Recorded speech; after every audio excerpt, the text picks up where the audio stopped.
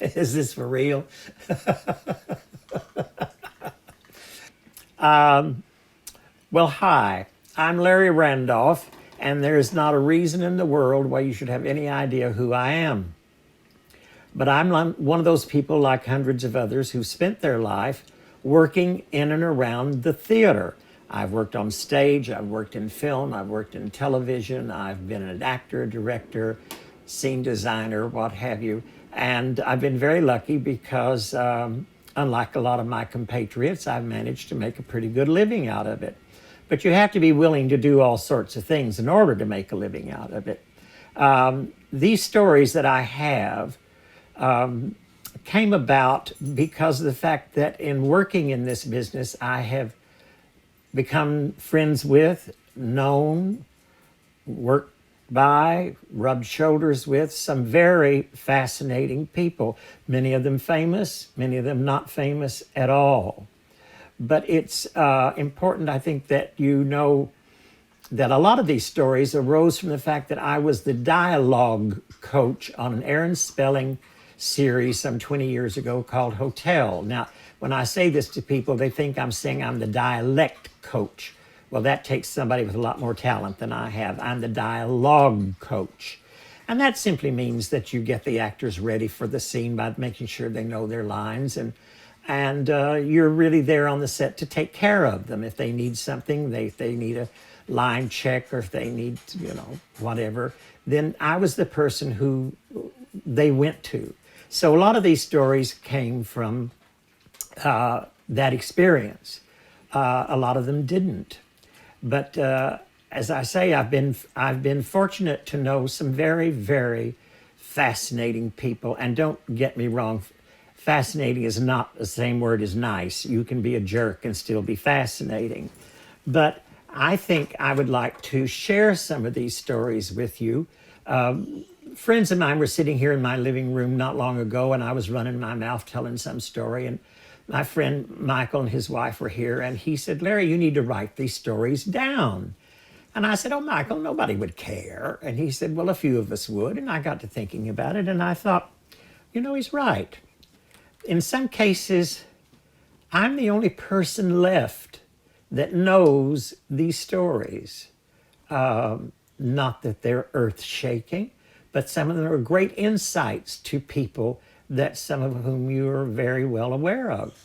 So I sat down and started writing, and I made a list, and I decided that it would be a good idea to get these down on paper, because once I'm gone, there's not anybody around that's going to know a lot of this stuff. So let's just get started. My first friend that I'm going to write about was the late great Bea Arthur. Now, my first dinner at Bea Arthur's house was not an unqualified success. I had met her through my friend Charles Pierce, and we had gone to see the first taping of the Dame Edna special at NBC in Burbank, and Bea was one of the guest artists. Well, I don't know if you know how this situation with Dame Edna worked, but she would always be the hostess and have a couple of stars with her. And then the guest stars were all servants or somehow worked around the house. And in this case, Bea was her dog groomer. Well, the guest stars that sat out front were Cher and Jack Palance. Well, this was a rocky shoot from beginning because Jack Palance just was a mess. And as soon as they started shooting, he would go away from the script. He would say inappropriate things. He would ask inappropriate questions. So they would shut down, and somebody would come on the set and whisper to him, and we'd start back up. Well, he'd do the same thing again. About the fourth time they had shut down shooting on this, 3 suits came out, probably from NBC, and very quietly escorted Mr. Palance off the stage. Well, Cher was standing there looking at us, the audience, and she looked at us and she said, it's your worst fucking nightmare.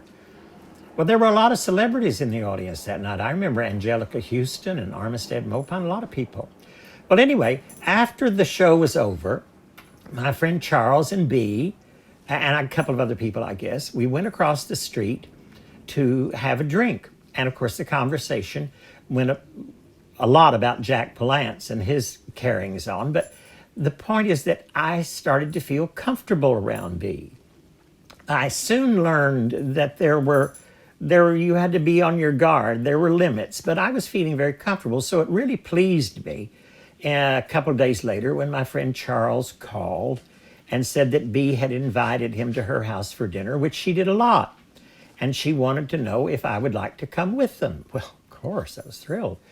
And, it was just the three or four of us, just the three of us in this case, sitting around the kitchen table, having drinks, and then Bea would get up and cook, and we would talk, and we would have our drinks, and Bea would cook, And it was a very relaxed and wonderful thing just in her kitchen.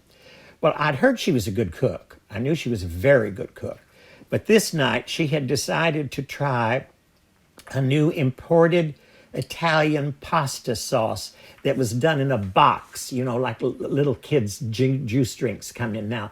Well, this was very rare back then that things like sauces and soups and things came in these boxes. Well, she had this sauce in this box. So she prepared dinner. It was a very good dinner. We had a good time. And after dinner, we were talking, and she said, "How did I like the sauce?" And I said, "Well, I thought it was very good." I said, "For my taste, I would probably add a little more garlic." Well, I got that look. "Well, that's a fucking Betty White thing to say," she said. Well, I looked at Charles and I said, "What did I do?" Well, anyway, that passed, even though I was uncomfortable. And after dinner, we went into the guest quarters of her house where she had a great big TV screen. In her own room, she had a TV no bigger than the one I've got. But Charles had brought some sort of tape that he wanted Bea to see. I don't remember what it was. But anyway, we went in there. But I remember very well that Charles was sitting in a chair facing the TV screen, and Bea and I were sitting together on the sofa. Well, we watched the tape, whatever it was. And when it was over, I asked Bea where the little boy's room was, and she told me.